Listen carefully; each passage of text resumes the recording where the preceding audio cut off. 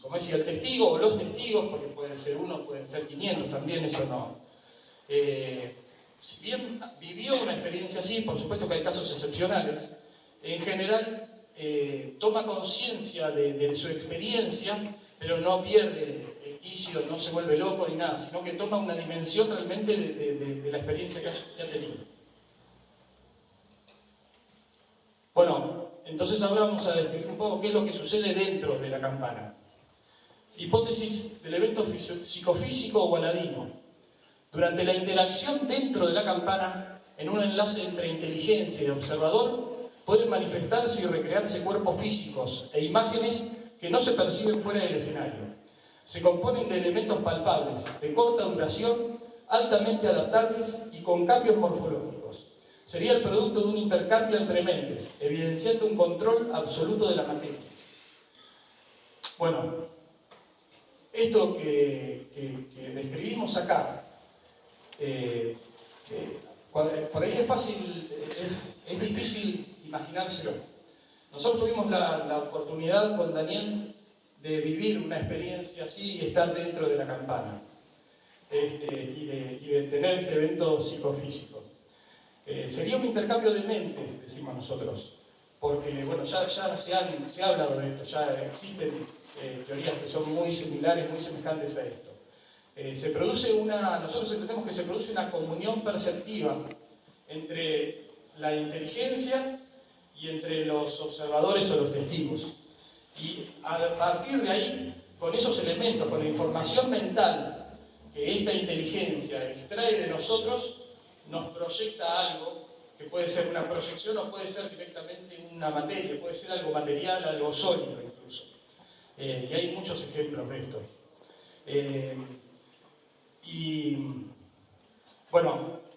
Sí, perdón. Esto es una ilustración que hizo Daniel.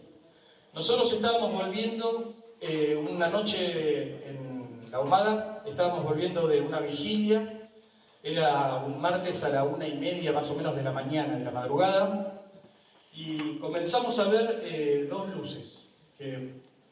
Esta es una captura de un video que hice yo, donde se ven las dos luces, que fue esto en otra experiencia, pero lo dejo porque estas son imágenes reales.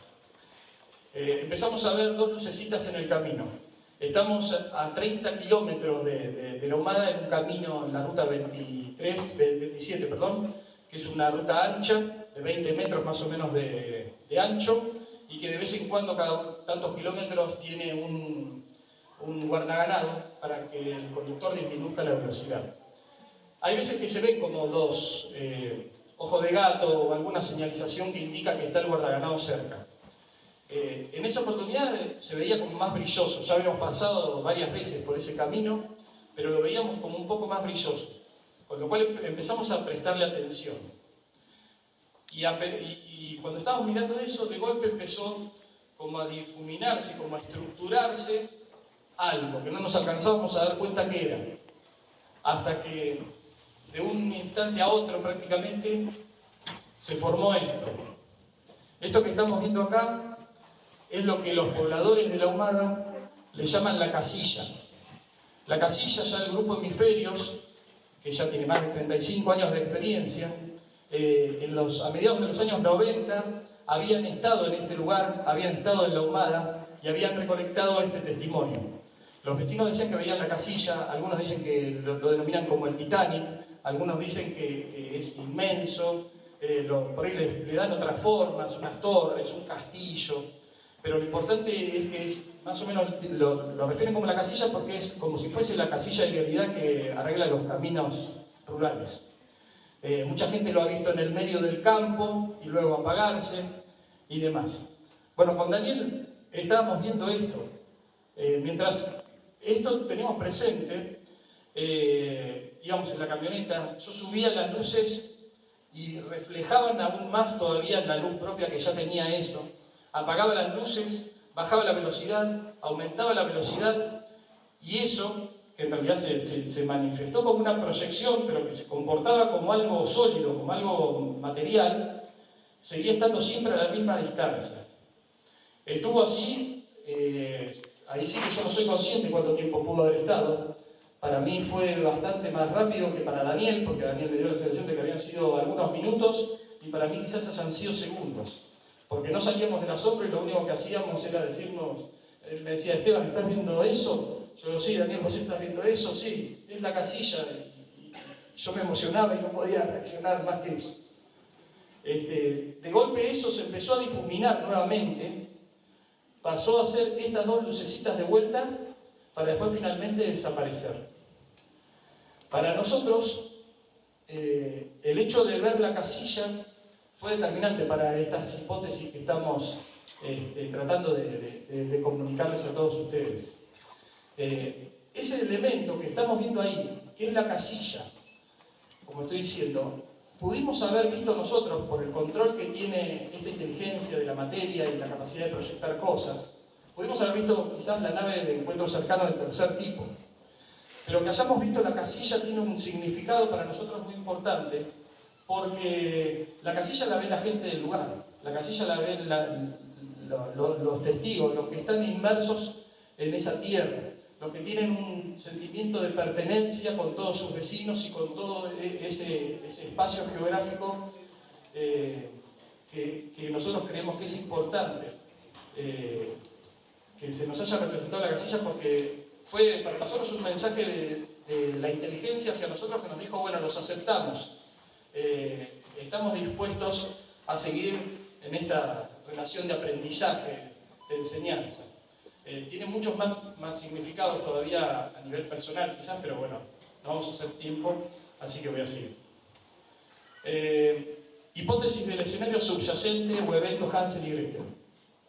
Acá también, en un segundo escenario, cada caso muestra el perfil de la inteligencia ovni, sus características salientes y un caudal de información que nos habla de la conducta y sus probables intenciones. Su reiteración sugiere una intencionalidad imposible de soslayar. Bueno, este escenario secundario, que por ahí muchas veces lo hemos dejado pasar y no le hemos llevado el apunte, creemos nosotros que es el escenario más importante para estudiar un evento ovni. Nosotros del escenario del evento Hansel y Gretel, bueno, el evento de Hansel y Gretel es porque como que la inteligencia nos va dejando miguitas de pan, o nos va dejando pequeñas pistas para que nos acerquemos o para que lleguemos a casa, que en este caso para nosotros es el encuentro, es el contacto. Este segundo escenario no se va a percibir en una huella física, en un rastro físico, pero sí en la vivencia del testigo, en la experiencia del testigo, en lo que sintió el testigo en el momento del evento, en lo que ocurrió o en lo que no ocurrió. De ahí nosotros nos valemos de estos elementos. Por ejemplo, a la luz mala se le dice luz mala. Y todos por ahí tienen la imagen de una luz que es agresiva. Bueno, cuando vas al campo y hablas con los testigos, muchos lo tienen incorporado. Habrá algunos, por supuesto, que se sorprende y quizás por ello se le decía luz mala, pero muchas veces la luz ha acompañado, ha seguido, ha ayudado incluso a salir de algunas personas que han estado perdidas. Entonces eso es lo que nosotros tenemos que evaluar. Esta conducta, la reiteración de esta conducta nos va a terminar describiendo las intenciones o las probables intenciones que tiene esta inteligencia.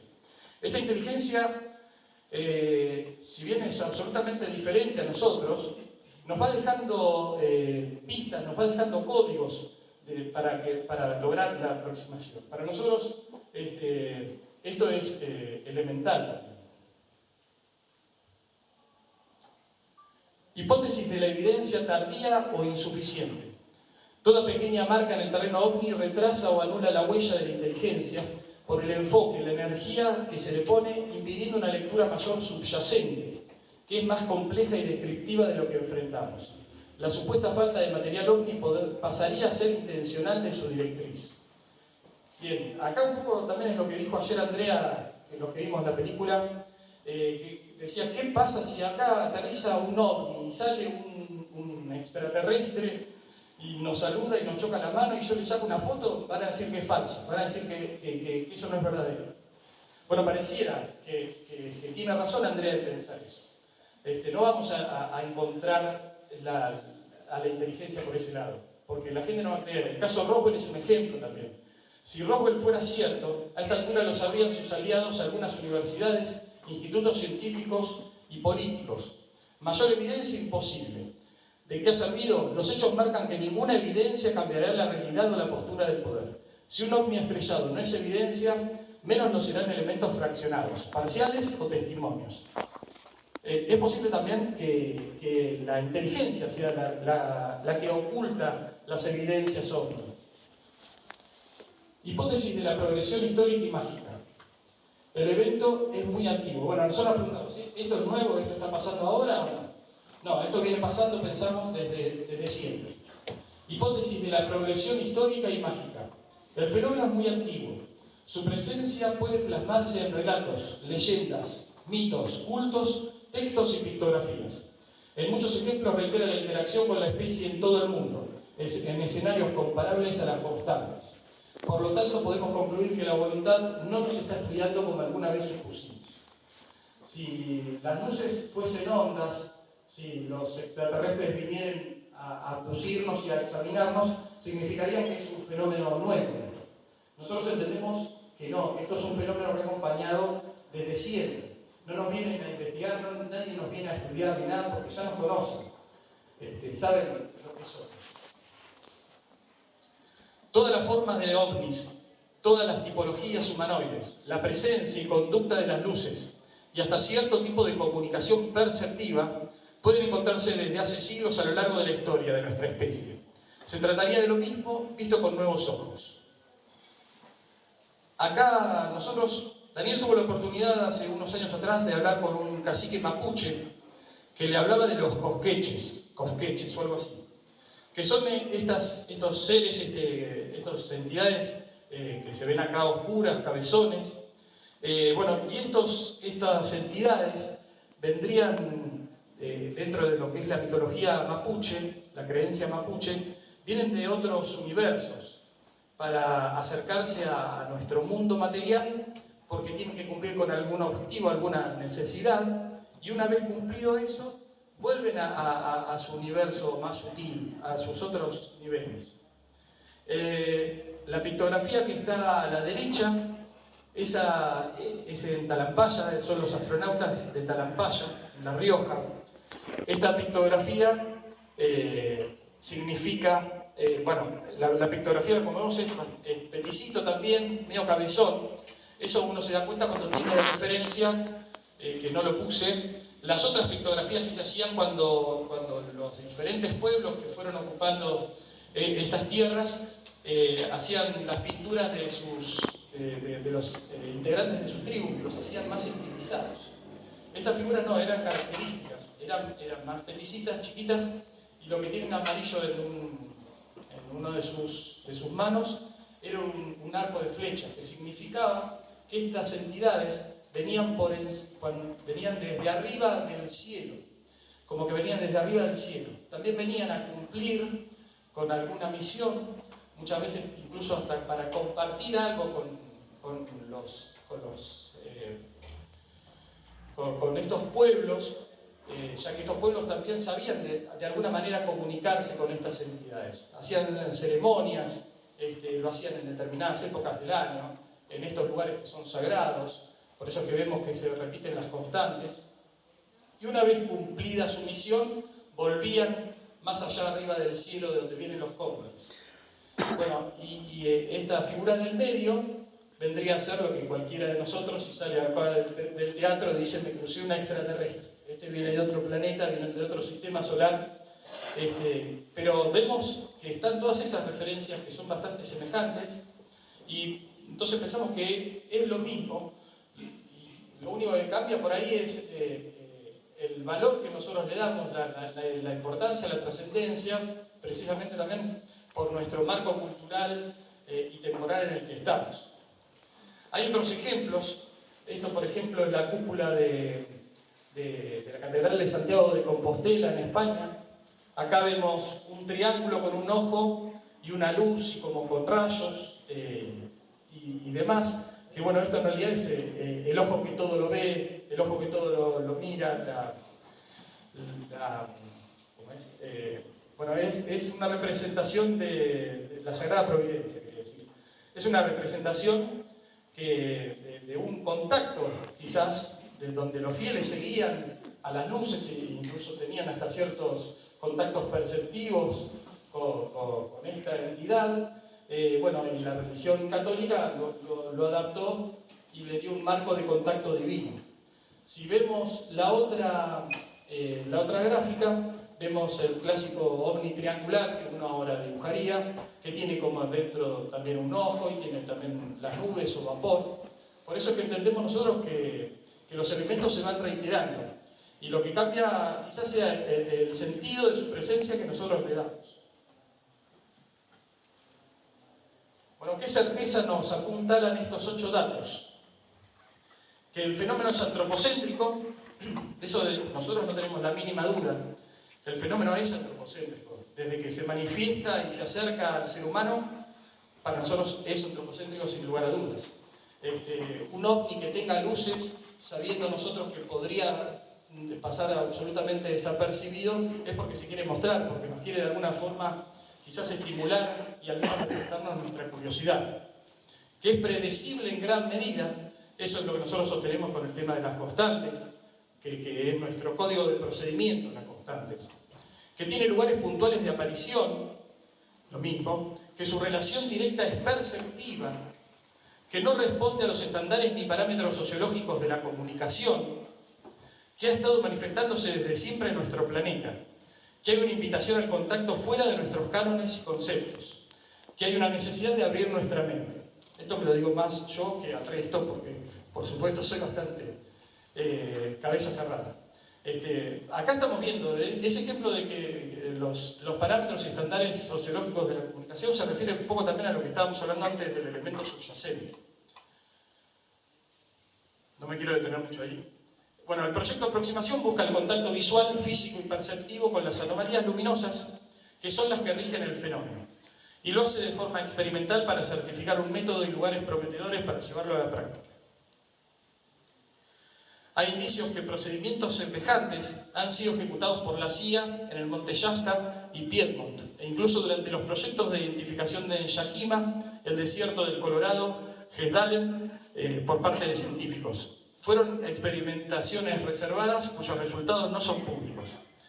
Acá nosotros hemos tenido la oportunidad de charlar con algunos científicos, como por ejemplo Erling Strand y Massimo Teodrani, que han trabajado en el proyecto GESDAL, en EMBLA, y ellos, siendo físicos, siendo grandes científicos de las ciencias duras, han llegado a la conclusión de que la física de hoy no puede explicar el comportamiento de las luces. Y ambos han arribado a que hay una inteligencia detrás de las luces y detrás de todas estas anomalías luminosas. ¿Por qué muchos de los resultados, porque sabemos negro hasta ahí, no fueron públicos? La verdad que desconocemos, podemos especular y caer medio, quizás en alguna conspiranoia, pero podemos reflexionar también. ¿Por qué sostenemos que el fenómeno perceptivo está presente y es esencial para el proyecto? Tengamos en cuenta que hay 2 universos de casos contundentes y sin resolución. Uno son aquellos eventos en que los ovnis pueden alterar instrumentos mecánicos, hidráulicos, analógicos y digitales en aviones, autos, barcos de manera selectiva y momentánea. Yo estoy seguro que muchísimos de los que estamos acá, al menos conocemos una persona que en algún momento le haya pasado algo semejante. En el caso mío, a mi abuela, a mis abuelos en realidad, con mi papá y mi tío, en el año 1950 y pico, 55, 54, les pasó, yo soy de Bahía Blanca, volviendo de Tres Arroyos, sobre la ruta 3, mi abuela ve una luz en forma de habano por la ventanilla y el auto se para. Mi abuelo protestando no lo pudo hacer a parar hasta que esa luz de un momento a otro giró 180 grados y desapareció, y ahí sí le dio contacto a mi abuelo y arrancó normalmente. De esos casos hay 1000 millones. El otro es casos que van desde pilotos militares, civiles y conductores de transportes varios y testigos de a pie que afirman que el fenómeno se adelantó a sus decisiones y pensamientos, o que responden a los intentos de estímulos, que se cuentan por centenares. A eso debe agregarse la capacidad de reconocimiento y elección de personas en miles de oportunidades. Esto también es importante resaltar. Pareciera que, ya lo van a contar acá Oscar y demás, pero pareciera que los ovnis se adelantan y saben precisamente cuáles son nuestras intenciones o cuáles son nuestros futuros movimientos. También reconocen y eligen a las personas, o sea, ¿cómo pueden hacer esta entidad para reconocer una persona entre millares y de algún modo lograr un objetivo? Y voy a ser concreto con un breve ejemplo.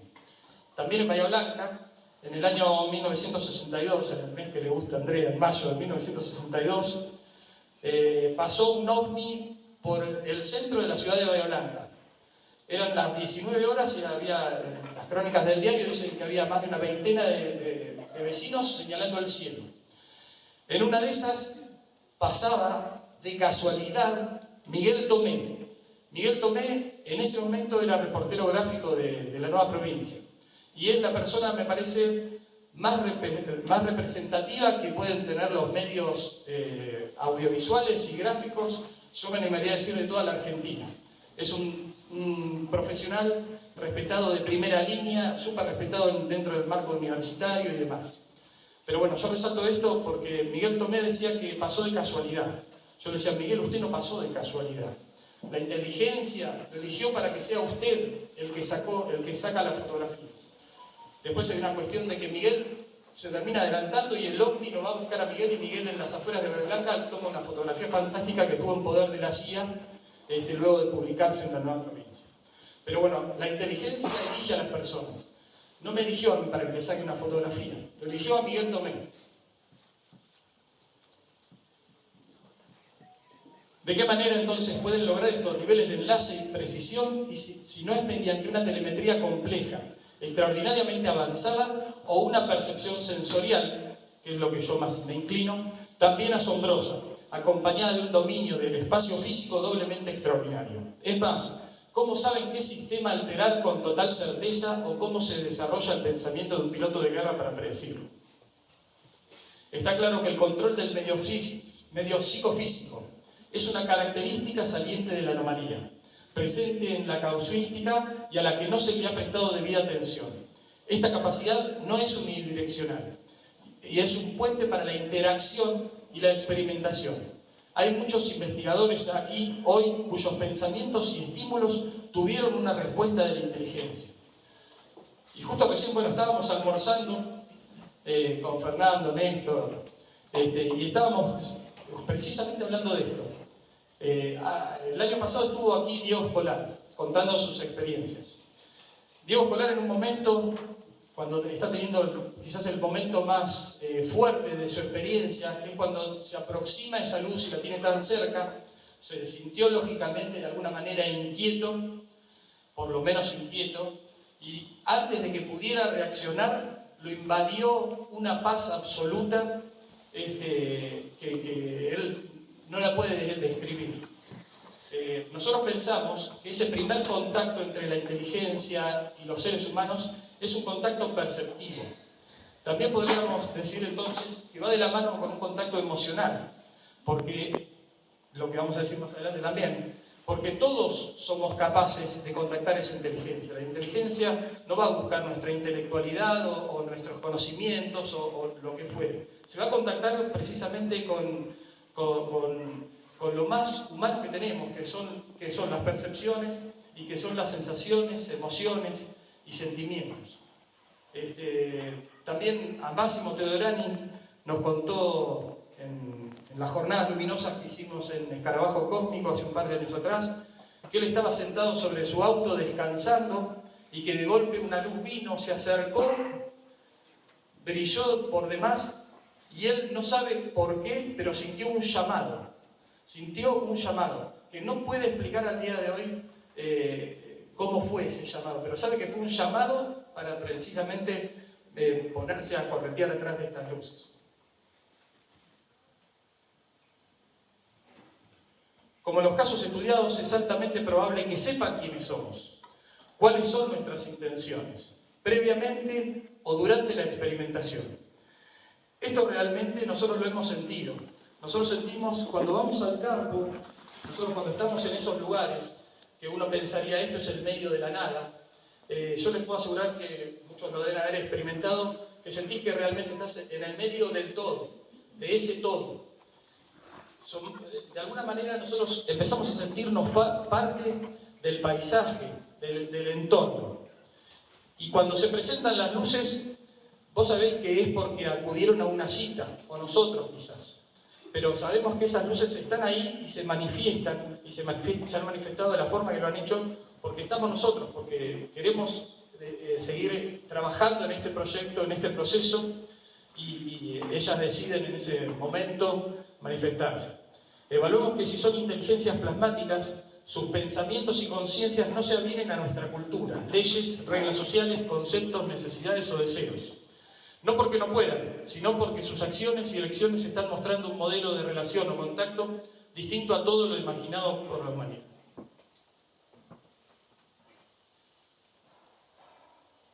Acá estamos viendo los verdaderos, las personas que son elegidas para la inteligencia. La inteligencia elige a estas personas y las elige para que sean el puente para el resto de la humanidad.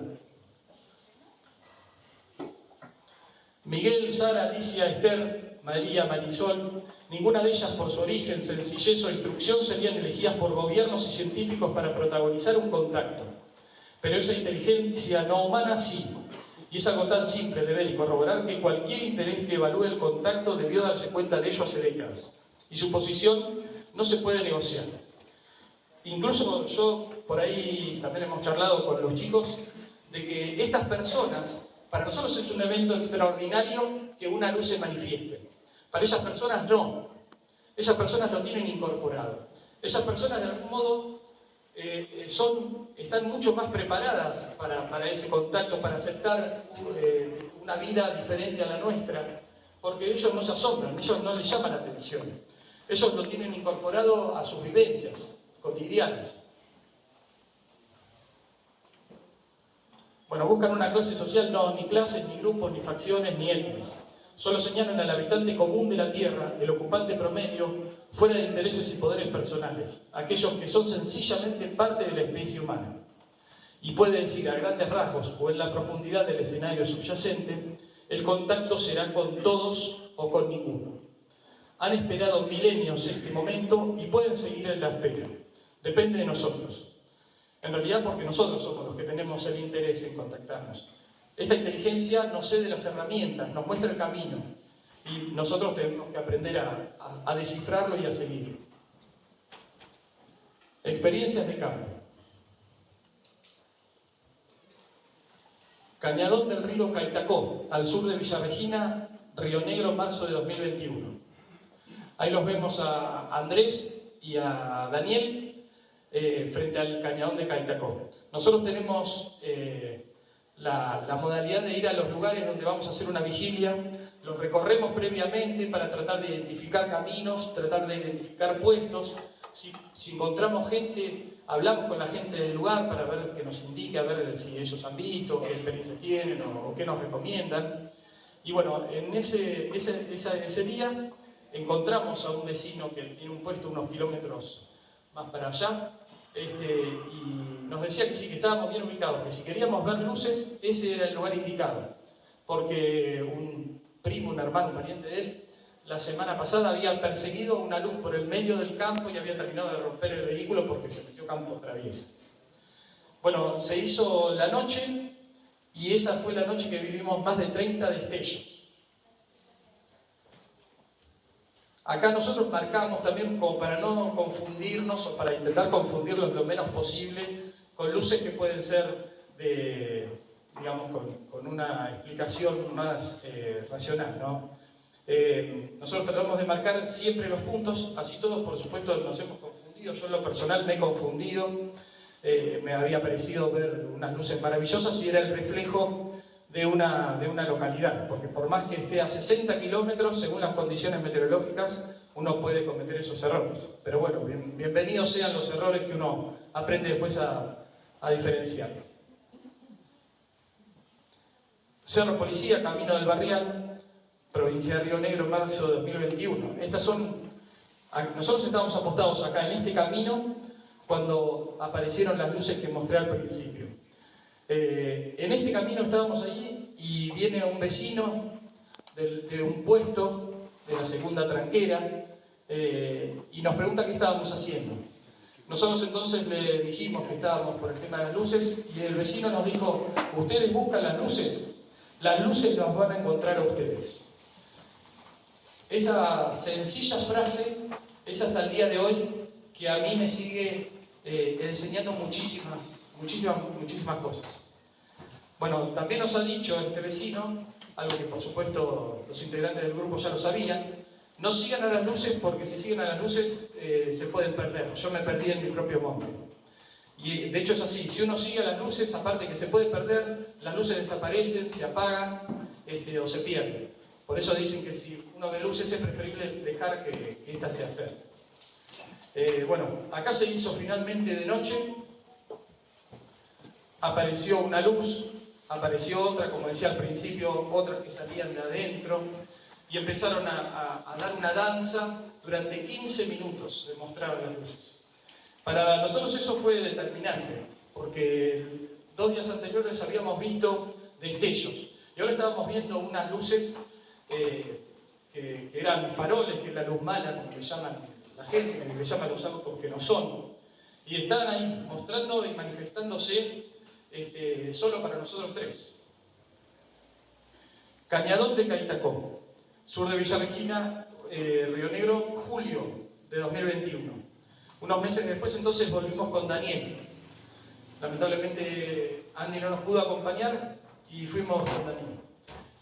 Llegamos al mismo lugar, se hizo de noche, quisimos poner las cámaras, teníamos cámara filmadora y fotográfica, y el viento que había nos tiraba los trípodes. Lo volvíamos a poner con una plomada, nos lo tiraba de vuelta.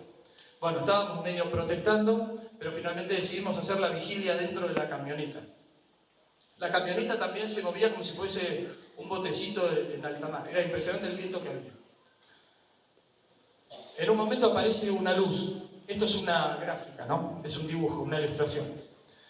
En vez de manifestarse como destellos, esa luz se queda fija durante 2, 3, 4 minutos. Luego se apaga y después vuelve a aparecer. Y en ese momento entonces Daniel me susurra a lo bajo: che, pero ¿por qué no te acercás? Termina diciendo: ¿por qué no te acercás? Y esa luz crece en dimensiones, crece en brillo y se apaga por completo. Bueno, wow, dijimos los dos, qué casualidad. Al rato aparece otra luz, quizás haya sido la misma luz pero corrida, ¿no? Ahí entonces nos quedamos mirándolo un ratito y le digo: Dani, probá con el láser. Daniel saca como puede la mano por la ventanilla y donde toca la luz con el láser, la luz nuevamente vuelve a extender su brillo para luego desaparecer por completo. Y después vino un silencio luminoso hasta que nos venció el sueño y nos quedamos dormidos. Cerro Policía, Camino del Barrial, provincia de Río Negro. Bueno, volvimos a Cerro Policía al día siguiente de esa experiencia. Montamos en la segunda tranquera del Barrial, la guardia, y cuando ponemos las cámaras, aparece una lucecita, vamos a prender las cámaras se vacían por completo de las baterías, se quedan muertas. Daniel protestando, esta vez no tan por lo bajo. Acá tenemos las referencias también de todas las luces que nos podían llegar a confundir. Vemos esa lucecita. Entonces, me olvidé decir esto. Habíamos hecho este rastrillaje que hacemos siempre. Habíamos encontrado esa casita que estaba más o menos en la orientación que podríamos haber visto luces. Hablamos con el chico del puesto, que nos decía que tenían un generador eléctrico a base de combustible, pero que prácticamente no lo usaban por los costos, y que sí tenía también una batería solar, con paneles solares, pero que la luz a partir de las 9:30, 10 de la noche ya la apagaba. Que no tenía luces afuera, y que apagaba, tenía la luz de la cocina, que él pensaba que no se podía ver de donde estábamos nosotros. Bueno, entonces sí, queremos prender las cámaras cuando vemos esa luz y las máquinas, las baterías se vacían por completo. Bueno, esto es una gráfica de lo que fue sucediendo después. Nos pusimos finalmente con Daniel resignados a que no lo íbamos a poder registrar. Sí lo registramos en audio porque tengo una grabadorita que llevo siempre. Pero bueno, no lo podíamos registrar con las cámaras, ni con la filmadora, ni con la cámara fotográfica. Pero esa lucecita que estaba ahí al principio se formó como en dos, también siempre siguiendo la misma manera, de salir como una de adentro de la otra. Se formaron 3 luces, se ponía más gorda, se formó como un muñeco de nieve en un momento, después se estiró, después formaron 4 luces, y ahí después de un rato, Daniel nuevamente con el láser la toca, y se formó como si fuese una torre de un estadio de fútbol, que iluminó todo el campo prácticamente hasta donde estábamos nosotros, para luego apagarse, para luego quedar una lucecita sola y al rato apagarse. Bueno, fuimos el año pasado a La Pampa. La luz de la piedra ancha, Chosmalal, partido de la Humada.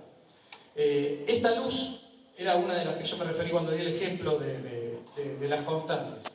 La luz de la piedra ancha se destaca por ser famosa en que aparece los martes, arriba de una piedra ancha que le denominan, entre las 10 y las 11 de la noche.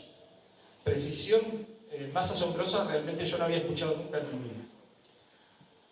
Ahí está Daniel, que aparte de todas las cosas que nos enseña siempre, es a no perder el buen estilo y elegancia, por más que estemos en trabajos de campo. Y acá está la piedra ancha. Mirá, un bacán. A ver si se alcanza a ver. Esa es la piedra ancha. Nosotros nos pusimos a 50, 70 metros de distancia. Otra que vivo, estuvimos esperando, vamos de día también, entonces empezó a caer el sol, se termina yendo de noche, mirábamos la hora, la luz no aparecía, la luz no aparecía, la luz no aparecía, la luz no apareció nunca. Bueno, montamos campamento y nos fuimos. Al día siguiente, un vecino llamado Américo, que es uno de los pobladores que nos informan siempre de este tipo de experiencias, nos pregunta, ¿no vieron la luz ayer? No salió la luz. Me dice, sí, yo le saqué una foto. Y Américo de su casa le sacó una foto. Nunca le habían sacado fotos a la luz porque no tienen ningún interés ellos en sacarle fotos a la luz, porque ellos se quieren ver la luz los martes a las 10 de la noche. Ahí le sacó esa foto. Con Daniel nos quedamos diciendo, bueno, tenemos que volver entonces. Volvimos en julio. Ahí está. Ahí sí, tuvimos la suerte de estar acompañados por Andrés Segovia y Patricio Parente. Ellos se quedaron de este lado del pueblo. La piedra está más o menos a 1000 metros lineales, 1200 metros lineales. Y nosotros fuimos hasta allá con la camioneta a ponernos en el mismo lugar donde nos habíamos puesto antes. Ahí le estoy marcando la ubicación a los chicos con el láser. A eso de las 10 y algo de la noche, los chicos ven una luz, le sacan una foto. Ahí está la grandez con zoom para que se vea un poco, es como una luz más difusa. Y este es un video con la Estamos grabando a de Esteban volviendo. Vamos a ver cuando llegan acá. Es 1 kilómetro 200, así que tiene que estar rápido.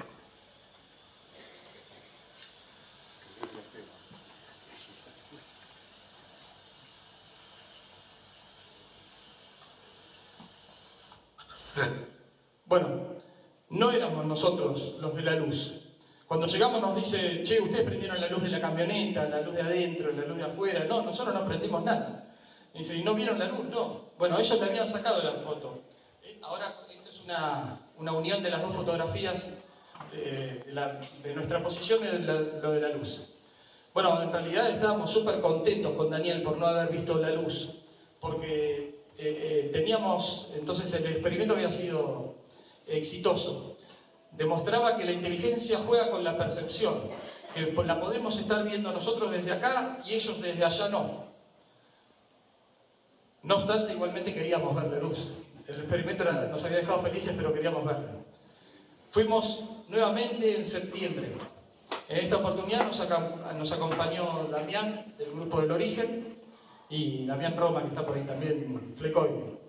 Bueno, acá los chicos se quedaron a orillas del pueblo, como habían hecho antes Andrés y Patricio, y con Daniel, aprendiendo la lección, dijimos, no nos vamos a ir tan cerquita, nos vamos a poner a mitad de camino. Nos quedamos a 500 metros. Y ahí, observen la hora, 22:20 horas, aparece una luz en la dirección de Piedra Ancha, que ahí la logro filmar con la cámara nocturna. Ah, sí.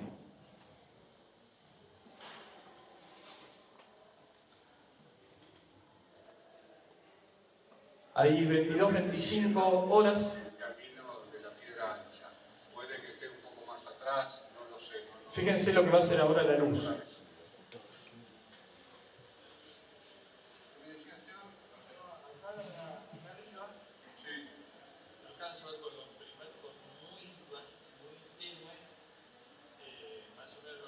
22:26 horas. Bueno, yo me refería al horario porque parece mentira, hasta que lo vea.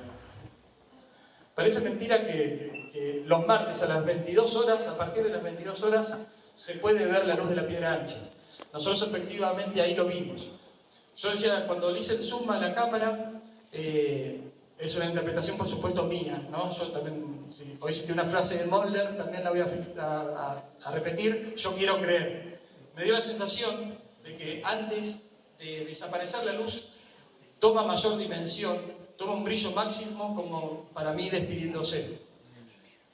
Pero lo que sí me llamó la atención era lo del horario. A ver, entre las 22 y las 23 horas apareció esa luz. Nos quedamos hasta las 23:01 para ver si aparecía y no apareció más la luz. Hasta que...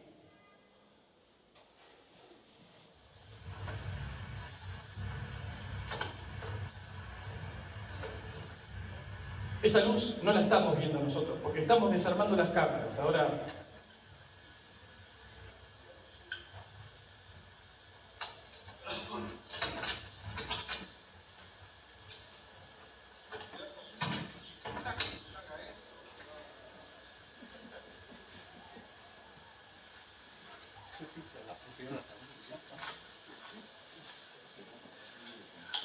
Bueno, apagamos, vamos a ir donde estaba. Mirá la luz de vuelta, Dani, arriba. ¿La ves arriba? Pará, no se ve y yo la sigo viendo por el infrarrojo. Ahí está, se terminó. Ahí está, pará, hay otra. Vení, mirá, Dani. Las nubes que están con la estrella, puede ser. Pero se ve con movimiento, ¿verdad? Se fue la estrella. Uy. Bueno, lo que llama la atención de esta filmación es que, por supuesto yo no la veo porque por eso estamos desarmando las otras cámaras. En un momento yo levanto la vista y veo que pasa una luz por encima. Ahí es donde agarro entonces el visor nocturno para enfocarlo y por eso después se mueve. Pero lo curioso es que esa luz, de estar en un índice cromático donde se podía ver, de golpe no se puede ver, solamente en el infrarrojo se puede ver. Y luego finalmente desaparece también de esa frecuencia. Y bueno, después entonces cuando parecía que ya había pasado, pasa la otra luz, y bueno, fue para nosotros una sorpresa y una revelación más de la capacidad que tiene esta inteligencia, ¿no? Que en este caso se está manifestando en forma de luces. Después vamos a hacer unas remeras que dicen, ¡epa! Se fue la estrella. Porque me parece una frase hermosa. Bueno, nosotros entonces, dentro del marco del proyecto Aproximación, hemos tenido la suerte de ver la manifestación de esta inteligencia de todas estas maneras diferentes. lo hemos visto en forma de destellos, lo hemos visto de forma esféricas como faroles, lo hemos visto como una luz compuesta, como es esta gráfica que está acá que le llamaban el pueblito. Lo hemos visto como la maravillosa casilla, por supuesto. Hemos sido víctimas, entre comillas, del juego de la percepción, con estas luces que podemos ver y que de golpe no podemos ver. Bueno, y esa frase entonces que decía este hombre vecino del puesto de Cerro Policía, ustedes buscan las luces los van a encontrar a ustedes, habla de esto precisamente. Nosotros salimos al campo. Daniel el año pasado a su conferencia la habían denominado el aula. Salimos al campo y a aprender. Y estas luces, donde estemos, vienen y se manifiestan de alguna manera. Nos siguen enseñando toda su capacidad. Por supuesto que nosotros nos preguntamos, porque estas son hipótesis, seguramente vamos a tener que reajustar todas las hipótesis, probablemente. Pero decimos, esta inteligencia que se manifiesta de la forma que quiere, que juega con la materia como quiere, que para nosotros en este momento es una entidad plasmática, es una conciencia plasmática, ¿no? Que muchos por ahí cuestionarían si está viva o no, y nosotros decimos, bueno, nosotros conocemos que la vida es en base de carbono, de eso no hay dudas, pero nos preguntamos también qué pasaría si hubiese otra forma de vida que no fuese a base de carbono, que sería, por ejemplo, estaría conformada de algún tipo de plasma, como es lo que nosotros venimos sugiriendo. Decimos, nosotros tenemos un envase con fecha de vencimiento y estamos hechos, modelados, para vivir y desarrollarnos en determinada realidad, en un determinado espacio y tiempo. Esta entidad, aparentemente, no tendría las limitaciones que nosotros tendríamos, y tendrían un montón de facilidades y capacidades que no nos podemos ni siquiera imaginar. Entonces también nos podemos cuestionar, bueno, ¿quiénes estamos más vivos? ¿Nosotros que tenemos una fecha de vencimiento o esta entidad, esta forma de vida que quizás no lo tenga? Nosotros entendemos, como decíamos antes, que de alguna manera las luces o la inteligencia que está detrás de las luces tiene una intención de relacionarse con el ser humano. No sabemos bien en qué orden de la agenda estamos, pero nosotros sí sabemos que queremos relacionarnos con la inteligencia. Queremos lograr un contacto. El proyecto Aproximación se trata de eso, ¿no? Como decíamos recién. Yo estoy seguro que de alguna manera lo vamos a poder probar, lo vamos a poder intentar, vamos a alcanzar ese objetivo, que nació siendo un sueño, hasta que Daniel me miró y me dijo, no, es un objetivo. Y ahí me di cuenta de la seriedad con la que teníamos que tomarnos este problema en cuanto a que propone una respuesta, una solución. Pero en fin, por supuesto que van surgiendo millones y millones de incógnitas, y estoy seguro que en algún momento vamos a aprender también a hacer las preguntas respectivas, las verdaderas preguntas que habría que hacerle a una inteligencia semejante si la tenemos frente a nuestro. Pero bueno, eso ya no será respondido como especulaciones. Eso en algún momento va a ser respondido por la inteligencia que está detrás de los hombres. Muchas gracias.